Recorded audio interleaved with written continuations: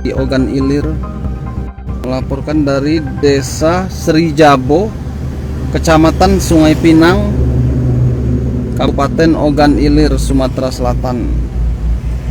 Saat ini saya sedang berada di lokasi proyek tembok penahan tebing Sungai Ogan di Desa Serijabo. Nah, ini kondisinya tembok penahan longsor ini berada di tepi Sungai Ogan.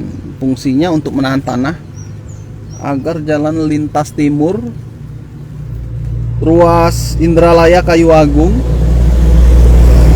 itu tidak mengalami longsor. Nah, ini kondisinya baru dibangun sejak Juni, dikerjakan selama 3 bulan dan rampung pada September lalu.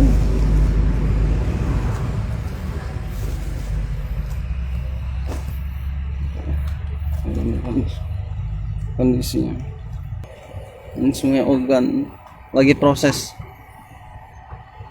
perbaikan. Tembok penahan tanah sepanjang 50 meter, setinggi 19 meter. Ini menggunakan dana dari Badan Nasional Penanggulangan Bencana Pusat atau BNPB sebesar 8 miliar. Area rawan longsor di Serijabo ini sejatinya sepanjang 1250 meter.